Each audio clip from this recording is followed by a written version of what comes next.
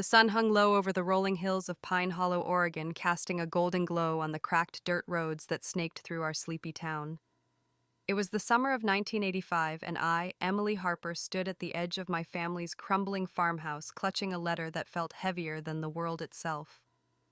My hands trembled as I traced the Stanford University crest, the words, "Congratulations," burning into my soul. I'd done it against all odds. A girl from a nowhere town had earned a ticket to one of the best schools in the country. But that's where my story took a turn, one I didn't see coming until it was too late. Let me take you back to my first life, which I thought was built on love and sacrifice, only to learn it was a house of cards ready to collapse.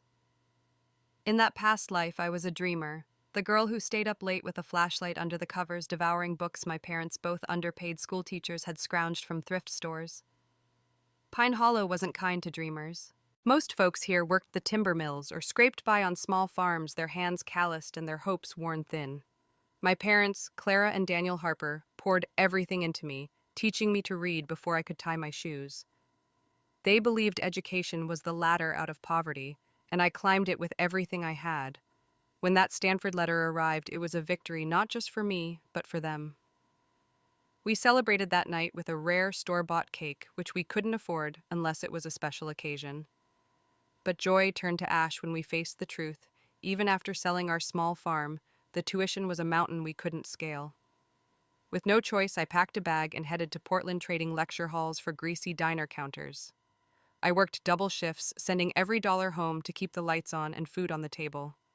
My heart ached for Stanford, but family came first. That's when Ethan Caldwell, my high school sweetheart, made a choice that I thought defined love. He held up his acceptance letter from Oregon State University, locked eyes with mine, and tore it to pieces. "I'm not letting you go alone, Emily," he said, his voice thick with resolve. "I'll work with you in Portland. We'll make it together." I was overwhelmed, tears streaming down my face as I hugged him. How could I not love a man who gave up his future for me? We married a year later, 2 kids barely out of their teens, scraping by in a one-room apartment above a laundromat. Ethan was kind at first, bringing me coffee after long shifts and rubbing my shoulders when I collapsed exhausted from our lumpy couch. But as the years wore on, something shifted. Every time he drank, and he drank often, he'd slump at the kitchen table, his voice slurring with bitterness. "I could have been somebody, Emily," he'd mutter, pointing a shaky finger at me.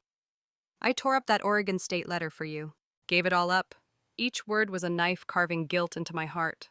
I'd apologize, promising to make it up to him, believing I'd robbed him of a better life. We slogged through decades of mediocrity, raising a son who, thank God, built a career and family of his own. Ethan died in his 50s, his liver shot from years of whiskey, his eyes dim with regret.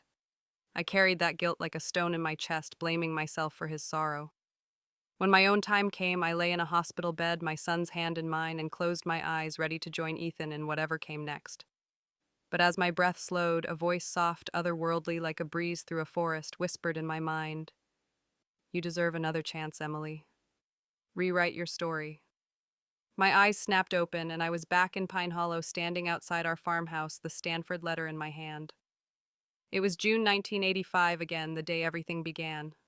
I wasn't just given a second chance. I was given a fire in my soul to change it all. This time, I wouldn't let guilt or love blind me. I'd go to Stanford, save my family, and uncover the truth about Ethan's so-called sacrifice. As I stood there, the weight of my past life and this new beginning swirling in my mind, I felt like I was sharing my story with the world. If you're listening to this tale unfold, maybe on a quiet night like I used to spend dreaming, do me a favor, hit that like button to show some love for Pine Hollow's underdog. Comment with your dreams or second chances. I'd love to hear them. If you want to follow this journey and see how I turn the tables, subscribe to this channel. It's not just my story, it's a fight for everyone who's ever been held back. Now let's see what happens next. The summer air in Pine Hollow was thick with the scent of pine and dust, the kind that clung to your clothes and reminded you this town held tight to its own. I stood frozen on the porch of our farmhouse, the Stanford acceptance letter trembling in my hands. The envelope was crisp, the ink bold, but the weight of my past life's mistakes made my knees weak. I was Emily Harper, reborn on the day that had once set my fate in motion, and this time I'd rewrite every wrong turn. The letter wasn't just paper, it was a second chance, a promise to my parents and myself that poverty wouldn't win again. I tore open the envelope, my breath catching as I read, "Dear Emily Harper, we are pleased to offer you admission to Stanford University." My heart pounded, a mix of joy and dread. In my past life, this moment had been a fleeting triumph before reality crushed it. Only 3 students in our county had made it to Stanford that year, and I was one of them. The pride in that fact battled the memory of what came next, giving it all up for a diner job in Portland, watching my parents slip away. Not this time. I tucked the letter into my pocket and headed toward town where Principal Thompson was waiting at Pine Hollow High. The school was a squat brick building, its paint peeling like the dreams of most kids who walked its halls. Inside, Principal Thompson's office smelled of old coffee and chalk dust. He stood when I entered, his round face splitting into a grin. "Emily, you've done it, Stanford. You've made Pine Hollow proud." He handed me a wicker basket filled with groceries, canned peaches, a loaf of bread, even a small block of cheese. This was a king's ransom in a town where most families stretched every dollar. "You've earned this," he said, his voice warm but edged with concern. He knew my family's situation, 2 teachers barely scraping by a farmhouse, one bad storm away from collapsing.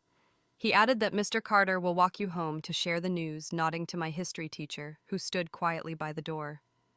Mr. Carter, a lanky man with wire-rimmed glasses, gave me a nod. "Let's go, Emily." As we stepped onto the dirt road, the familiar sights of Pine Hollow unfolded: rusted pickups parked outside the general store, kids playing in the creek, their laughter cutting through the heavy air.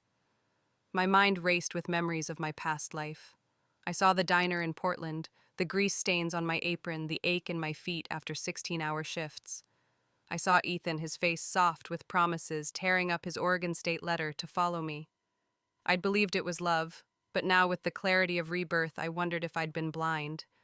This time I'd go to Stanford no matter what. I'd save my mom's life, give my dad a reason to keep going, and build a future where we weren't chained to this town's limits. Principal Thompson's voice echoed in my head as we walked. "If you need help with tuition or anything else, come to me, Emily. The school's behind you." His offer was a lifeline I hadn't fully grasped in my past life. Back then, pride and despair kept us from asking for help, costing us everything. I saw the principal's words as a spark, a chance to rewrite our story. Mr. Carter glanced at me, his eyes kind but searching. "You're quiet today. Big news like this must be overwhelming." I nodded, forcing a smile. "Just thinking about what's next, Mr. Carter. I want to make my parents proud." He clapped a hand on my shoulder. "You already have." The road to our farmhouse wound past fields of wilted corn and sagging fences. Every step brought back memories of my parents' sacrifices, mom staying up late to grade papers, dad fixing neighbors' furniture for extra cash. They'd taught me to read by candlelight when the power was cut, their belief in me stronger than our empty bank account. But mom's illness, a shadow we'd ignored too long, had been my undoing last time. Her coughs had grown worse, her face paler, until a diagnosis: lung disease, demanded surgery we couldn't afford. I'd gone to Portland to earn money, but she died before I could save enough. Dad followed, swallowing pills in grief. The memory tightened my throat, but I pushed it down. This time I'd get mom to a hospital in San Francisco.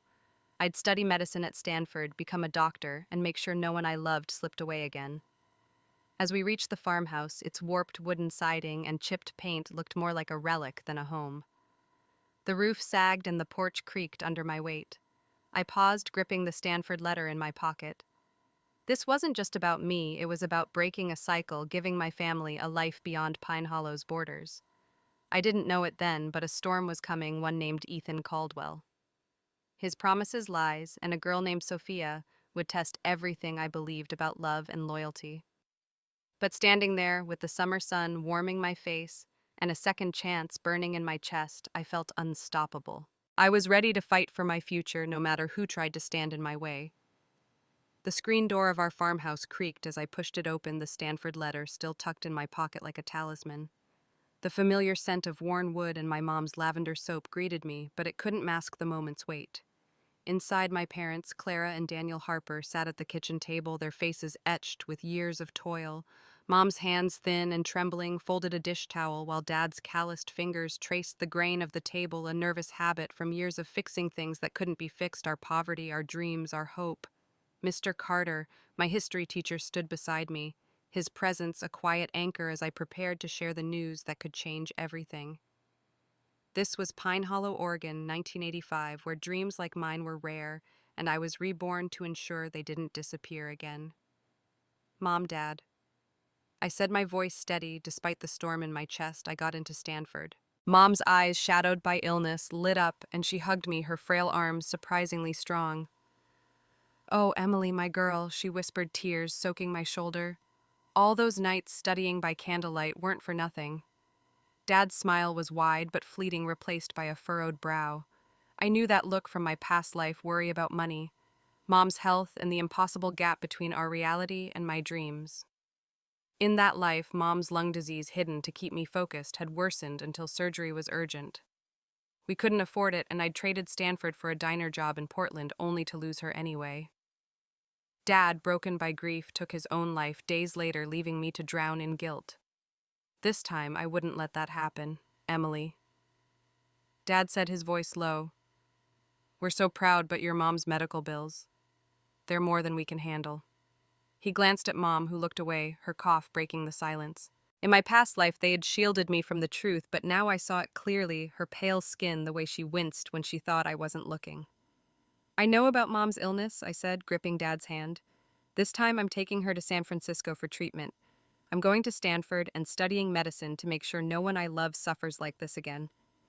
My words hung in the air, bold and unyielding, a vow forged from the ashes of my past mistakes. Mom's eyes widened and Dad's mouth opened, then closed.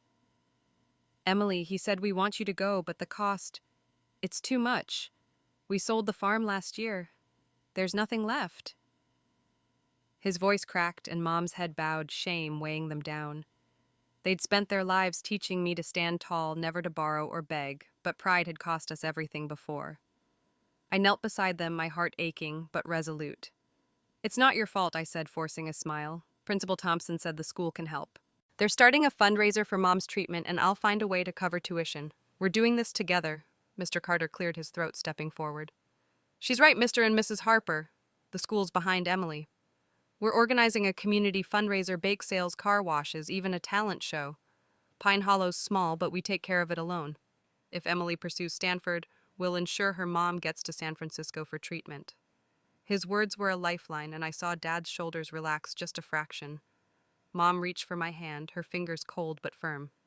"You've always been our fighter, Emily," she said. "If you're set on this, we trust you." Dad hesitated, then nodded, his jaw tight. "All right. If you're determined to go, I'll do whatever it takes. I can sell my tools and take extra carpentry jobs. We'll get you through college." His voice held a quiet strength that kept our family together through lean winters and empty pantries. Mr. Carter smiled, adjusting his glasses. He said, "You've got a good one here," clapping my shoulder. "I'll help with the paperwork for Stanford scholarship forms and housing applications. Come to the school if you need anything." He turned to leave, pausing at the door. "And Emily, don't let anything or anyone hold you back." As the door closed behind him, I felt a surge of determination. In my past life, I'd let guilt and love blind me, trading my future for a boy who claimed to sacrifice everything. Ethan Caldwell's face flashed in my mind, his easy smile, his promises, the way he'd torn up his Oregon State letter to follow me to Portland. I'd believed it was love, but now, reborn, I sensed something off, like a note played wrong in a familiar song. I didn't know it yet, but Ethan was about to walk through that door, bringing a storm that would test everything I thought I knew about him. For now, I held my parents' hands, the Stanford letter a beacon in my pocket. This time, I'd save Mom, keep Dad alive, and carve a path to a future where we weren't just surviving, we were thriving. The afternoon sun dipped low, painting the Pine Hollow farmhouse in shades of amber and shadow. I sat on the porch steps, the Stanford letter folded in my pocket, its edges worn from my nervous fingers. Inside, Mom and Dad were sorting through old bills, their murmurs a reminder of the fight ahead, her treatment, my tuition, our fragile hope. I was reborn to rewrite our story, to escape the tragedy of my past life, where poverty and loss stole everything. But as I traced the cracks in the porch wood, a familiar figure jogged up the dirt path, his boots kicking up dust. Ethan Caldwell, my high school sweetheart, with his brown hair tousled and wide grin, stopped before me, his breath heavy from the run. "Emily," he called, his voice warm but edged with something I couldn't place. "I heard about Stanford. You did it." Ethan had been my anchor in my past life, or so I thought. When I gave up Stanford to work in Portland, he'd torn up his Oregon State acceptance letter, swearing he'd stay by my side. We married young, scraping by in a dingy apartment, his protectiveness a shield against the world's cruelty. But his drunken rants about his sacrifice had planted guilt that festered for decades. Now reborn, I studied him closely, searching for cracks in the boy I'd loved. His flannel shirt was tucked neatly, his eyes bright with emotion, but there was a tightness in his jaw, a flicker of unease that hadn't registered before. "I'm so proud of you," he said, stepping closer. "But don't worry, I won't let you face this alone." He turned to Dad, who'd stepped onto the porch, drawn by Ethan's voice. "Mr. Harper," Ethan said, pulling an envelope from his back pocket. "I just found out about Mrs. Harper's condition. If you're not letting Emily go to Stanford, I'm not going either." He held up the envelope, an Oregon State acceptance letter, the same one he'd torn up in my past life, and gripped it as if to rip it apart. "I'll work with her in Portland to pay for your wife's treatment." His voice cracked, and for a moment I almost believed him, the memory of his past devotion clouding my judgment. But I was reborn for a reason, and I caught the way his eyes darted, avoiding mine. I stepped forward, my hand stopping his. "Don't," I said, my voice sharper than intended. "We've already decided. Mom's coming with me to San Francisco for treatment, and I'm going to Stanford." Ethan's face froze, his smile slipping. What he said, his tone sharper now. "You're still going to college." The question hung between us, heavy with something unspoken. I frowned, my heart picking up speed. "Why wouldn't I? Aren't you happy for me?" He backpedaled, his hands raised. "No, I mean, what about your mom? San Francisco's far. She's sick, Emily. How'll you handle school and taking care of her?" "It's not practical." His words echoed my past life when he'd convinced me to abandon Stanford for a job at his uncle's diner in Portland. A lie that led to grueling shifts, harassment, and no money for Mom's surgery. I'd fallen for his concern then, but now I saw it for what it was, manipulation. "What are you afraid of, Ethan?" I asked, my voice steady. "You got into Oregon State. We can go to college together." My parents had long approved of Ethan, and his frequent visits to our house were a fixture of my teenage years. But his response was a jolt. "That won't work," he snapped, then softened, catching himself. "I mean, why not work in Portland? My uncle's diner pays $200 a month. That's enough for your mom's treatment." "You're smart already, Emily. College can wait." The offer was tempting. $200 in 1985 could cover a month's groceries and rent, but I knew the truth. In my past life, his uncle was a busboy, not an owner, and we'd been exploited, working 16-hour days for pennies. Ethan had stepped in when the real owner harassed me, taking beatings to protect me, and I'd mistaken it for love. Now his insistence felt like a trap. "Didn't you always talk about life after college?" I pressed, watching his face. "You don't need to give up anything for me. Let's study together. I'll even bring Dad to San Francisco if we need to." Ethan's eyes flashed with something, panic maybe, and he shoved me just enough to make me stumble. "That's not happening, Emily." "What about Sophia?" The name hit like a stone. She was Ethan's childhood friend, practically a sister, always hovering at the edges of our relationship. In my past life, after I gave up Stanford, Ethan had helped her take my spot at the university, a betrayal I hadn't uncovered until now. "What does Sophia have to do with this?" I asked, my voice low, daring him to lie. He gripped my hand, his eyes pleading. "Your mom's health comes first. If you go to Stanford, your parents will be alone in San Francisco. Let's work together in Portland. I'll borrow $300 to get your mom's treatment now. You don't have to pay me back right away." His words were smooth, practiced, but they only deepened my suspicion. Sophia's shadow loomed, and I knew I was on the edge of uncovering something ugly. I pulled my hand free, my heart pounding. "I'm going to Stanford, Ethan.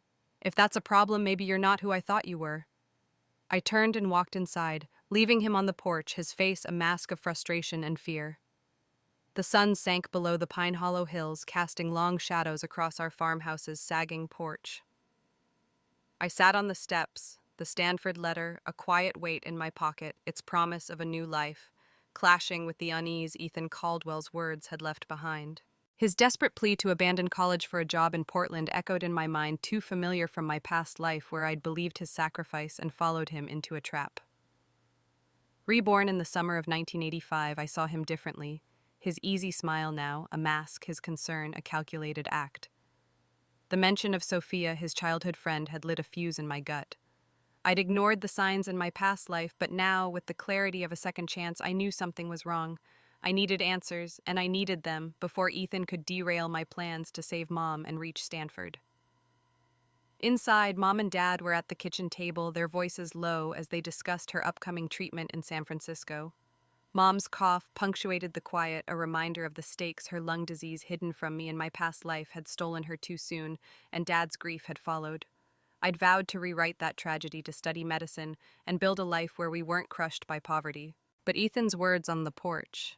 What about Sophia gnawed at me. In my past life, after I gave up Stanford, Sophia had somehow taken my spot at the university, a detail I'd never questioned.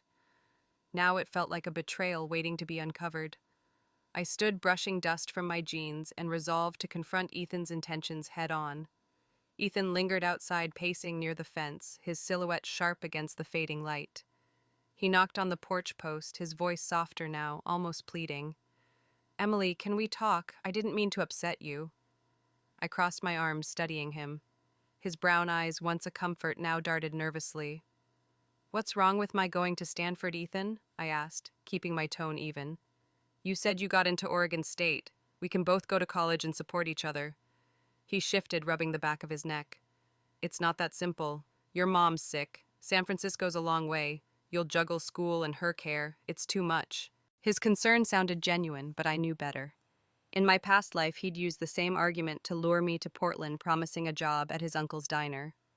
That uncle turned out to be a busboy, and we'd slaved for pennies, bullied by older staff while the owner harassed me.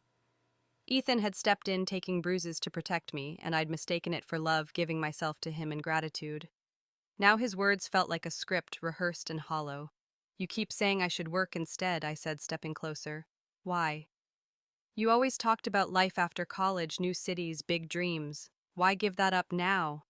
Ethan's jaw tightened, and momentarily I saw panic flicker in his eyes. I'm thinking of you, Emily. Portland's closer, practical. My uncle's diner pays $200 a month. That's real money for your mom's treatment." The figure was tempting. $200 in 1985 could cover groceries, rent, maybe a doctor's visit. But I remembered the truth. The diner was a dead end, and Ethan's promises were built on lies. I tilted my head, testing him. "And Sophia, why bring her up? What's she got to do with this?" He froze, his hand dropping from his neck. She's worried about you too. She knows your family's struggling." The lie was clumsy, and I caught his gaze sliding to the ground. Sophia, the daughter of Pine Hollow's wealthiest family, had always been a shadow in our relationship. Her family owned the local sawmill, and she flaunted designer clothes and shiny trinkets while the rest of us patched our jeans. Ethan, raised by a drunken father who'd drowned in the river, had leaned on Sophia's family for support, food, clothes, odd jobs. In my past life, I'd thought their bond was familial, like siblings, but now I wondered if it was something more sinister. "Sophia doesn't care about my family," I said, my voice cold. "If you think college is a mistake, that's your choice. But I'm going to Stanford, and Mom's getting treatment in San Francisco. If you can't support that, maybe we're not what I thought." Ethan's face hardened, and he grabbed my arm, his grip tight enough to startle me. "Emily, don't do this. You're making a mistake. Let's go to Portland and work together. We can save your mom faster." His eyes were desperate, but there was something else, anger, maybe fear. I yanked my arm free, my heart racing. "I'm done listening, Ethan. Get out." He stood there stunned as I turned and stormed inside, slamming the door. Through the window, I watched him kick the dirt, his shoulders slumped as he walked away. My parents looked up from the table, concern etched on their faces. "Everything okay, sweetheart?" Mom asked, her voice weak. I forced a nod, but my mind was spinning. Ethan's insistence, his mention of Sophia, the way he'd pushed against my dreams, it all felt like pieces of a puzzle I hadn't solved in my past life. I needed to know the truth, and I needed it now. As night fell over Pine Hollow, I decided to follow Ethan, find out what he was hiding, and protect the future I was fighting for. The moon hung low over Pine Hollow, its silver light cutting through the pines as I slipped out of the farmhouse, my sneakers silent on the dirt path. The Stanford letter was still in my pocket, a reminder of the future I was determined to claim, but Ethan's words, his push to abandon college, his mention of Sophia had ignited a fire in me. In my past life, I'd been blind to his lies, trading Stanford for a Portland diner where we'd slaved under false promises. Reborn in 1985, I saw the cracks in his story, and tonight I'd uncover the truth. Ethan's trailer wasn't far, just past the creek where we'd spent summer nights dreaming of a life beyond this town. Now those memories felt tainted. and I needed to know why. I crept through the shadows, the air cool and heavy with the scent of damp earth. Ethan's trailer sat at the edge of town, its rusted siding glinting under the moonlight. A faint glow spilled from the back window, and voices carried his low and tense and another sharp and familiar. Sophia. My heart thudded as I crouched beneath the window, hidden by a stack of old tires. Emily's going to Stanford, Ethan said, his voice heavy with frustration. I couldn't talk her out of it. She's made up her mind. Sophia's laugh was cold, cutting through the night. You were supposed to make her drop out Ethan. That was the deal. Date her charm, get her to give up her spot so I could take it. My stomach twisted, the words a punch to the gut. Sophia's voice turned sweet, manipulative. Don't forget I gave you my jewelry, those necklaces, that radio to win her over. My dad paid for your groceries, your clothes, everything. You owe us. So what now? Don't tell me you're falling for her. The truth hit like a freight train. Sophia, the sawmill owner's daughter, had grown up with Ethan, and their bond was forged by his dependency on her family's wealth. In my past life, after I gave up Stanford, Sophia had somehow enrolled in my place, a fact I'd never questioned. Now I understood she'd orchestrated it all. Her family's money and status weren't enough. She craved the prestige of a Stanford degree, something her community college scores couldn't earn. Ethan, indebted to her family since his father's death, was her pawn. As she continued, I pressed closer to the window, my breath shallow. I've been swapping her mom's medication with fakes, making her sicker. It was supposed to push Emily to quit school and work. You were supposed to seal the deal. My blood ran cold. Mom's lung disease, the cough that had worsened until it killed her in my past life, it wasn't just bad luck. Sophia had tampered with her pills, forcing our family into a corner. Ethan's voice wavered. I didn't know it'd go this far, Sophia, drugging her mom. That's too much. Sophia scoffed, her tone venomous. Too much. You think I'm doing this for fun? My dad's business is shaky tax issues, bad deals. A Stanford degree is my ticket to a corporate job to keep us on top. If Emily goes, I'm stuck at community college. You're in this, Ethan, whether you like it or not. I clenched my fists, nails biting into my palms. In my past life, Ethan's pursuit had been relentless gifts, love letters, late-night talks that swayed my teenage heart. Ignoring the teachers who warned me he was a distraction, I'd thought it was love. Now I saw what it was, a calculated plan to clear the path for Sophia. The radio he'd given me, the one I'd cherished, wasn't even his, it was hers, a cast-off to win my trust. And Mom's illness, the tragedy that had broken our family, was their doing. I wanted to scream, to storm in and confront them, but I held back. This truth was a weapon, and I needed to use it wisely. Sophia's voice turned sharp again. We need a new plan if you can't talk her out of it. Make it messy, scare her, ruin her reputation. If she's too broken to go to Stanford, I'm in. Do whatever it takes. Ethan was silent for a long moment, then muttered, All right, I'll try. The words were a knife, confirming what I'd begun to suspect. In my past life, his sacrifice of tearing up his Oregon State letter wasn't love. It was a lie to keep me in Pine Hollow, to let Sophia steal my future. I slipped away from the trailer, my heart pounding, my mind racing. The night air felt colder now, but it couldn't cool the rage building inside me. As I walked home, the stars above Pine Hollow seemed distant, mocking. I'd loved Ethan, believed he was my hero, but he'd destroyed my life for another woman. The gifts, promises, and years we'd spent together were all a sham, and Mom's suffering her death was in their hands. I reached the farmhouse, the kerosene lamp glowing in the window, a beacon of the family I'd sworn to protect. I wouldn't let Ethan or Sophia win. I'd go to Stanford, get Mom treatment, and make them pay for what they'd done.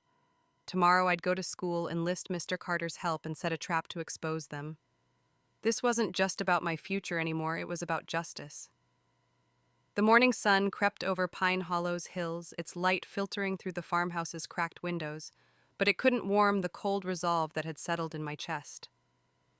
Last night, under the moonlit shadow of Ethan Caldwell's trailer, I'd overheard the truth. He and Sophia had plotted to sabotage my Stanford admission, even tampering with Mom's medication to force me out of school. In my past life, their scheme had worked. I'd given up my dreams, lost my parents, and lived decades under Ethan's lies, believing he'd sacrificed his own future for me. Reborn in the summer of 1985, I saw it all clearly now. Ethan's love was a facade, and Sophia's greed had cost me everything. Today I'd turn their plan against them, exposing their betrayal to Pine Hollow and securing my path to Stanford. I sat at the kitchen table, the Stanford letter folded beside a cup of weak coffee, its bitter taste mirroring my mood. Mom was upstairs resting after a coughing fit, while Dad polished his carpentry tools, his way of coping with worry. I'd told them nothing of what I'd heard. Mom's health was fragile, and Dad's heart couldn't take another blow. But I couldn't let Ethan and Sophia walk free. Their plot wasn't just about stealing my future, it was about destroying my family. I needed proof, and the town needed to see them for what they were. My plan was risky, but Rebirth had given me courage, and I'd use it to protect the ones I loved. I walked to Pine Hollow High, the dirt road crunching under my sneakers, the air heavy with the scent of pine and dust. The school's brick facade loomed ahead, a beacon of hope in a town that rarely offered it. Inside Mr. Carter's classroom was quiet, his desk cluttered with history books and graded papers. He looked up, his wire-rimmed glasses glinting as he sensed my urgency. "Emily, what's wrong?" he asked, setting down his pen. I took a deep breath, the weight of last night's revelation pressing against my ribs. "Mr. Carter, I need your help. Ethan and Sophia are trying to stop me from going to Stanford. It's not just talk. They've been hurting my mom." His eyes widened, but he stayed calm, motioning for me to sit. I spilled everything, the overheard conversation, Sophia's plan to take my Stanford spot, the fake medication that had worsened Mom's lung disease. I left out my rebirth, framing it as intuition from Ethan's odd behavior. Mr. Carter's face hardened as I spoke, his usual warmth replaced by anger. "That's monstrous," he said, his voice low. "But we need evidence, Emily. Accusations won't hold without proof." I nodded, my plan already forming. "I want to confront Ethan, get him to admit it, and broadcast it to the town. Can we use the school's PA system?" Mr. Carter leaned back, rubbing his chin. The school's PA, used for announcements and the occasional football game, could reach every corner of Pine Hollow. It was a bold move, but he saw the fire in my eyes. "It's risky," he said, "but if we do this right, we can expose them and keep you safe. Please tell me what you're thinking."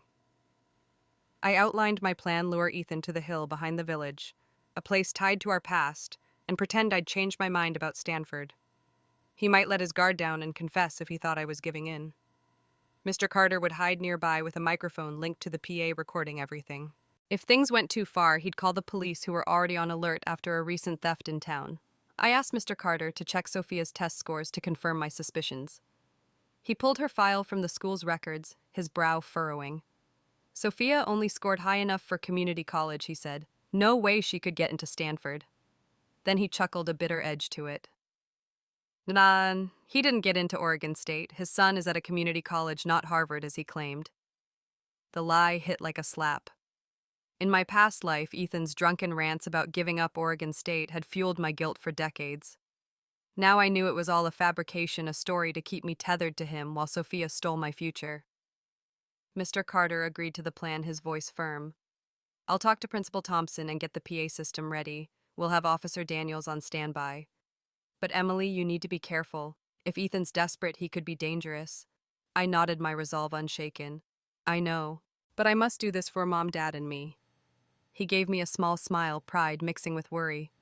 "You're stronger than most, Emily. The school's behind you.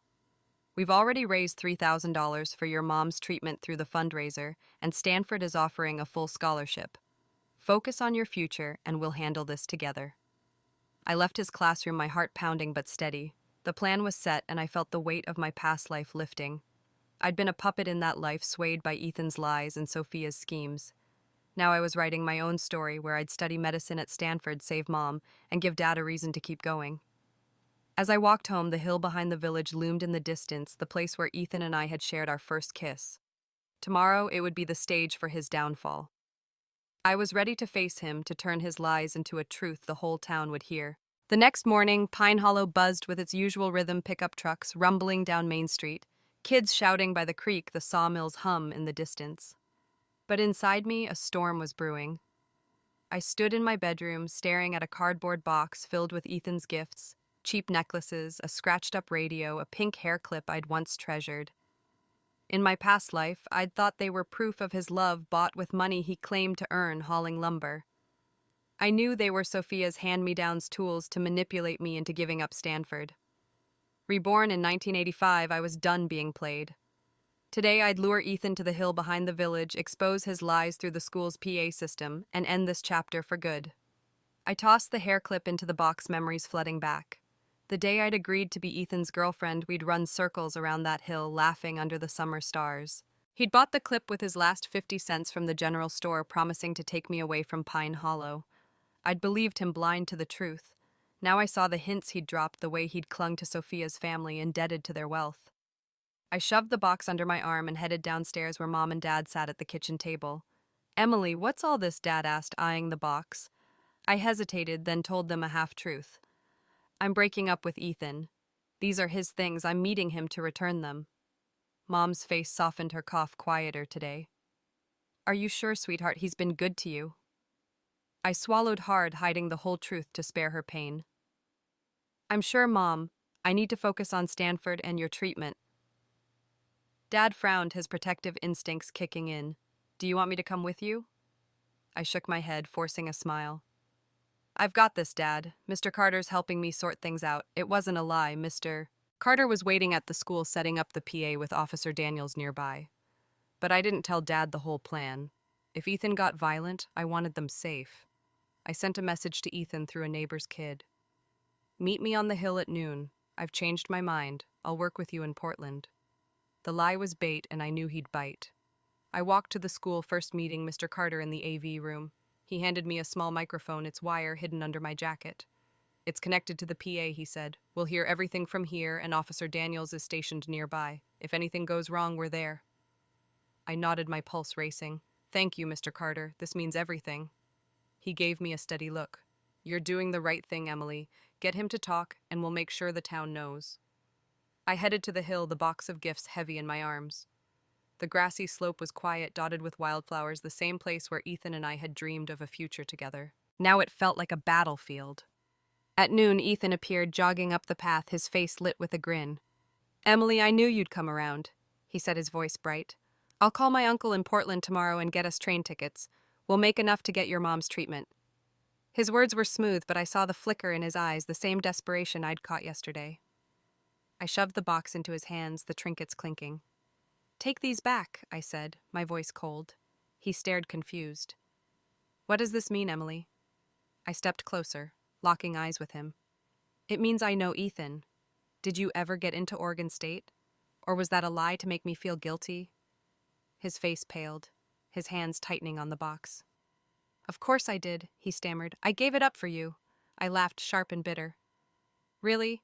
Because I checked with Mr. Carter, you didn't get in. And those gifts, they're Sophia's, aren't they? You chased me, pressured me to quit Stanford, all so she could take my place." Ethan's eyes darted, his mask slipping. "What are you talking about? I love you, Emily. I'm trying to help." His voice rose, tinged with anger. I pressed harder, the microphone hidden under my jacket, capturing every word. "Help. Like how you and Sophia made my mom sicker. I heard you last night, Ethan. You planned to ruin me for her." His face twisted, rage breaking through. "You don't know what you're saying," he shouted, grabbing my wrist. "You're making a mistake, Emily. You'll regret this." I yanked free, my heart pounding, but my voice steady. "The only mistake was trusting you." The hill was silent, but I knew Mr. Carter was listening, and soon Pine Hollow would hear the truth. The hill behind Pine Hollow was quiet, its wildflowers swaying in the warm breeze of that 1985 summer noon. I stood there, the box of Ethan's gifts, Sophia's cast-offs scattered at my feet, my heart pounding as I faced him. The hidden microphone under my jacket hummed, wired to the school's PA system, ready to broadcast his confession to the town.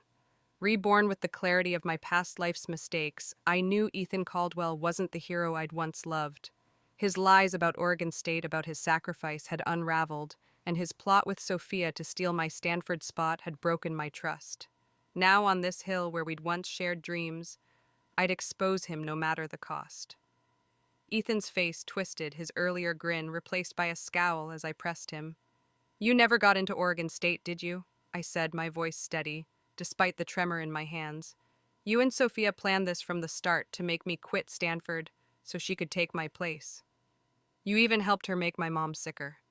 His eyes widened, then narrowed, rage flickering like a storm cloud. "You don't know what you're talking about, Emily," he snapped, stepping closer. "I love you. I gave up everything for you." The lie was desperate, and I saw my reborn instincts sharp through it. "I heard you last night, Ethan," I said, my voice rising. "At your trailer with Sophia. You admitted it all." He froze, his hands clenching into fists. The hill was silent, the air thick with tension. You spied on me, he growled, his voice low and dangerous. You're making a mistake, Emily. You'll regret this. I held my ground, the microphone capturing every word. The only mistake was trusting you. Those gifts, the radio, the necklaces were Sophia's, weren't they? You used me to pay your debt to her family. His face darkened, and before I could move, he lunged, grabbing my wrists and shoving me to the ground. The grass was rough against my back, the box of trinkets spilling beside me. You're not going to Stanford, he hissed, his breath hot on my face. If I can't have you, no one will. Panic surged, but I fought back, kicking and twisting as he pinned me down, his hands tearing at my worn denim jacket. The fabric ripped, and I felt the sting of his grip on my arms. Let go, I screamed, my voice echoing across the hill. I bit his wrist hard, tasting blood as he howled and yanked back. But his rage exploded. He slapped me the blow, snapping my head to the side, my cheek burning. Stupid bitch, he snarled, striking again. My vision blurred, blood trickling from my lip, my face swelling, hot and red.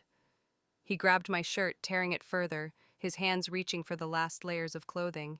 Fear clawed at me, but I clung to my plan, knowing Mr. Carter was listening, the PA broadcasting to Pine Hollow. Admit it, Ethan. I gasped through gritted teeth, my voice hoarse but defiant. You lied about Oregon State. You drugged my mom's medication for Sophia. His eyes blazed, no trace of the boy I'd loved. So what, he spat, leaning closer. Yeah, I didn't get into Oregon State. Sophia needed your spot and I owed her family. You think you're so smart going to Stanford after this, no one will want you. Your parents. They're better off dead than dragging you down. His words were venomous, confirming everything, and I knew the town was hearing it all. As he reached to undo his belt, I screamed, "Help, Mr. Carter!" My voice cracked, desperate but calculated. Ethan laughed viciously. Yell all you want, no one's coming. But he was wrong. Torches flared in the distance and footsteps pounded the hill. Mr. Carter's voice boomed, "Get off her!" Before Ethan could react, Officer Daniels and 2 deputies tackled him, pinning him to the ground. Don't move! Police Daniels barked, cuffing Ethan's wrists. Ethan's fight drained his face, pale with shock. Mr. Carter rushed to me, his glasses fogged with sweat. You animal, he spat at Ethan, then turned to me, checking my bruises. Emily, you're safe now. My parents appeared, Mom sobbing as she wrapped me in her coat. Dad's face etched with helpless rage. It's okay, sweetheart, Mom whispered, her frail arms trembling. You're safe. My cheek throbbed, my shirt in tatters, but I felt a strange calm. The microphone had worked. Ethan's confession and attack were broadcast to Pine Hollow. The town knew the truth, and I'd taken back my power. As the police hauled Ethan away, his eyes met mine, filled with despair. I turned away, holding Mom tight, ready to leave this hill and him behind forever. The farmhouse was quiet that evening, the kerosene lamp casting a soft glow over the kitchen table where I sat, a blanket around my shoulders. My face ached, bruised and swollen from Ethan's blows, and my torn shirt was replaced with one of Mom's old sweaters.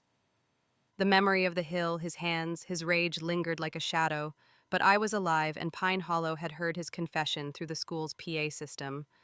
Reborn in 1985, I'd exposed Ethan Caldwell's lies and Sophia's plot to steal my Stanford spot, but the cost was heavy. My parents sat across from me, Mom's eyes red from crying. Dad's hands clenched, unable to meet my gaze. I'd protected my future, but the trauma of the assault weighed on me, and I knew healing would take more than courage. Mom reached for my hand, her fingers cold but steady. Emily, why didn't you tell us? She asked, her voice breaking. We could have helped. I swallowed, my throat tight. I didn't want to scare you, Mom. You're sick, and Dad's got enough to worry about. I had to do this alone. Dad shook his head, his voice rough. You're not alone, sweetheart. Never again. I nodded, tears stinging my eyes. In my past life, I'd lost them to illness and grief, believing Ethan's lies about his sacrifice. Now reborn, I'd uncovered his betrayal. He'd never gotten into Oregon State, and he and Sophia had tampered with Mom's medication to force me out of Stanford. The truth was out, but my body and heart bore the scars. Mr. Carter arrived, his face lined with concern. Emily, I brought someone to help. Behind him was Ms. Larson, a school counselor trained in crisis support. She sat beside me, her voice gentle. What you went through was horrific, Emily. It's okay to feel shaken. Let's talk about what you need. Over the next hour, she guided me through breathing exercises, helping me name the fear and anger that churned inside. You were courageous, she said, but bravery doesn't mean you have to carry this alone. We'll meet regularly to process this. I nodded, grateful for her calm presence, a step toward healing I hadn't had in my past life. Mr. Carter cleared his throat. The town's talking Emily. The PA broadcast, they heard everything. Ethan's in custody, charged with assault. The police are looking into Sophia's role, too. I took a shaky breath, the weight of the moment sinking in. And Mom's medication, I asked. They're testing it, he said. If it's tampered, Sophia's facing serious charges. Dad's jaw tightened, but Mom squeezed my hand. You saved us, Emily. Now let us take care of you, Ms. Larson added. You've got a community behind you. Lean on them. The next morning, Principal Thompson arrived with a thick envelope. Emily, this is from Pine Hollow, he said, his voice warm. The fundraiser for your mom's treatment hit $10,000, bake sales, car washes, and even older man Jenkins sold his antique tractor. I stared, overwhelmed. And Stanford's confirmed your full scholarship, he added. Tuition, books, housing, all covered. Mr. Carter chipped in his savings, too. I turned to Mr. Carter, my eyes welling. Why, I whispered. He smiled, adjusting his glasses. Because you'll be a doctor, Emily, you'll make Pine Hollow proud. I bowed my head, gratitude mixing with resolve. I'd study medicine at Stanford, not just for me, but for every family like ours fighting illness and poverty. Dad stood, pulling me into a hug. We're moving to San Francisco with you, he said. I'll find carpentry work. Your mom's treatment starts soon, and we'll be there every step. Mom nodded, her cough softer today. You've given us hope, Emily. Now it's our turn to support you. I held them both, the trauma of the hill fading against their warmth. Ethan's betrayal nearly broke me, but Pine Hollow's support, Mr. The town's generosity, Carter Ms. Larson, had strengthened me. As I looked out the window, the hills glowed under the morning sun, a promise of the future I'd fight for, where I'd heal, learn, and never let anyone steal my dreams again. The morning after Ethan assaulted the hill, Pine Hollow buzzed with a fury I'd never heard before. The school's PA system had broadcast his confession, his lies about Oregon State, his plot with Sophia to steal my Stanford spot, and their tampering with Mom's medication to every corner of our small Oregon town. By sunrise, the news had spread like wildfire, carried on whispers outside the general store and shouts across the creek. I sat on our farmhouse porch, my face still swollen from Ethan's blows, a cup of tea cooling in my hands. Reborn in the summer of 1985, I'd exposed the boy I'd once loved, and though my heart ached from the betrayal, I felt a quiet strength. Pine Hollow knew the truth, and justice was coming. Mom and Dad were inside, their voices soft, as they planned our move to San Francisco for Mom's treatment. Ms. Larson, the school counselor, had stayed late last night, helping me process the trauma with breathing exercises and promises of weekly sessions. The bruises on my face would fade, but Ethan's words, "No one'll want you after this," still stung. I pushed them down, focusing on the future Stanford Medical School, a life where I could save families like mine. As I sipped my tea, a pickup truck pulled up and Mr. Carter stepped out, his face grim but resolute. Emily, he said, climbing the porch steps, the town's in an uproar. You need to see this. We walked to Main Street, where a crowd had gathered outside the police station. Ethan, hands cuffed, was being led through the street, Officer Daniels and 2 deputies at his side. The town's tradition of parading offenders for public shame was rare, but Ethan's crime assault tied to his confession of fraud and harm demanded it. Faces I'd known all my life lined the road, their voices a mix of shock and scorn. That's the Caldwell kid, muttered Mrs. Jenkins, clutching her grocery bag. Thought he was decent. Turns out he's a liar. A mill worker spat in the dirt. Used her to help that rich girl, Sophia. Disgusting. Another voice chimed in. He hadn't even gotten into college, not even community college. The crowd's anger turned to Sophia, too. Her family's sawmill had long cast a shadow over Pine Hollow, their wealth starkly contrasting our patched roofs and empty pantries. Sophia's no better, a woman said, shaking her head and always strutting around in those fancy clothes and flirting with boys. Her dad's no saint either, heard he's dodging taxes. I caught fragments of Ethan's past in their words. His drunken father drowning in the river, his mother's abandonment, the beatings he'd endured. Sophia's family had fed and clothed him, but at a cost. In my past life, Ethan claimed he owed them too much ever to repay, even leaving our wedding when Sophia called for help with her family's farm. I'd defended him then, blind to his loyalty to her. Now I saw it for what it was, a debt that had turned him against me. Ethan's eyes met mine as he passed his face, pale, drained of the charm I'd once loved. He dropped to his knees, his voice breaking. Emily, I'm sorry, I was a fool. Please talk to the police, I'll die in there. Officer Daniels yanked him up, but Ethan kept pleading. It was Sophia's idea. She said her dad would send me to the lumber camps if I didn't help. I didn't mean for this. His words stirred nothing in me. In my past life, he'd let Mom die, helped Sophia steal my Stanford spot, and kept me trapped in a life of regret. I turned away, my silence louder than any response. The crowd's murmurs grew. Some called him a bastard, others cursed Sophia's influence. Ethan's head hung low, his shame complete. At the police station, Mr. Carter and I gave our statements. Ethan had been charged with assault and hooliganism, a catch-all term that carried harsh penalties in 1985 Oregon. Could mean years in a labor camp, Officer Daniels said, his voice gruff. Maybe the Nevada mines. He won't be back. I nodded, the weight of his fate settling in. Sophia was another matter. Her father had sent her to relatives in Idaho after the broadcast, but the police were investigating her role in Mom's medication tampering.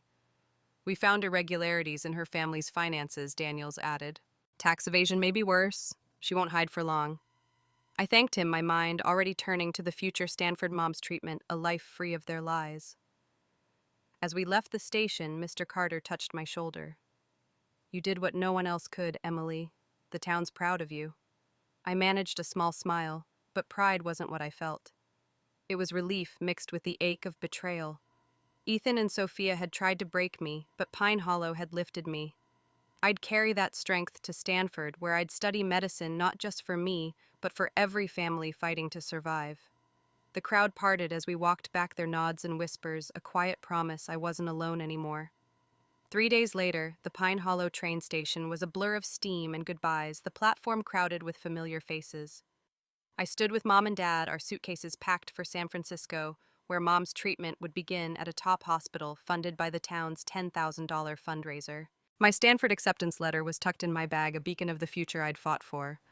Reborn in 1985, I'd exposed Ethan Caldwell's lies and Sophia's vicious plot to steal my university spot, nearly losing myself on that hill. But Pine Hollow had rallied Mr. Carter, Ms. Larson, Principal Thompson, the whole town, giving me the strength to heal and move forward. As the train whistle blew, I felt the weight of my past life lift, replaced by a vision of hope. The station buzzed with well-wishers, their voices warm with pride. You're going to Stanford, Emily, called Mrs. Jenkins, waving a handkerchief. Show 'em what Pine Hollow's made of. A group of kids from school cheered their signs, reading Dr. Emily Harper, a nod to my dream of studying medicine. In my past life, I'd lost everything, Mom to illness, Dad to grief, my dreams to Ethan's manipulation. Sophia had taken my Stanford spot, using her degree to climb the corporate ladder, while I scraped by, blamed for every misstep. I was rewriting that story, and Pine Hollow wrote it with me. Principal Thompson approached, his smile wide. Emily, the fundraiser's still growing, $12,000 now thanks to a church raffle. Your mom's treatment is covered, and Stanford's scholarship is locked in. He handed me a university letter confirming tuition, books, and housing. He added that Mr. Carter sold his old Chevy to boost the fund, glancing at my teacher who stood nearby. I turned to Mr. Carter, my eyes welling. You didn't have to do that, I said. He shrugged, adjusting his glasses. You're worth it, Emily. Become that doctor, and that's payment enough. I hugged him, gratitude overwhelming me. Ms. Larson. My counselor stood beside him, her presence a reminder of the sessions that had helped me process the assault, grounding me for the journey ahead. Dad hefted our suitcases, his face lighter than I'd seen in years. I've lined up carpentry work in San Francisco, he said. We'll rent a small place near the hospital. Your mom's in good hands. Mom squeezed my arm, her cough softer since we'd replaced her tampered medication. You've given us a second chance, Emily, she said, her voice steady. Now chase yours. I nodded, my throat tight. In my past life, I'd believed Ethan's lies, letting guilt chain me to a life of regret. Now I was free and my path was clear. I'd study medicine at Stanford, become a doctor, and ensure no family suffered like we had. Officer Daniels approached, his hat in hand. Got news, Emily. Ethan's been sentenced to 7 years in a Nevada labor camp. He won't be back. I felt no pity, only closure. Ethan had begged to see me one last time, but I'd refused, erasing him from my life. And Sophia? I asked. Daniels sighed. She came back to Pine Hollow thinking she could spin the story. Got recognized at the station and turned herself in. She's facing fraud charges for the medication tampering, probably a year in jail. Her dad's under arrest for tax evasion. Their assets are frozen. I nodded, the justice bittersweet but complete.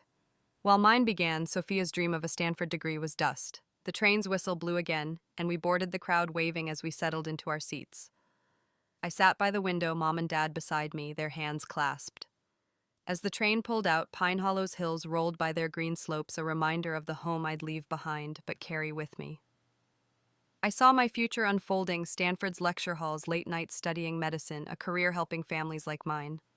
The trauma of Ethan's assault lingered, but Ms. Larson's sessions and Pine Hollow's support had given me tools to heal.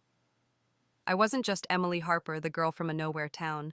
I was a doctor in the making, a fighter who'd turned betrayal into triumph. As the train picked up speed, the scenery blurred, and I closed my eyes, a smile tugging at my lips. The mysterious voice that had reborn me whispered again, "You've rewritten your story, Emily. Now live it." I opened my eyes, the horizon bright with possibility, and knew I was ready for Stanford, for healing, for a life where no one could hold me back.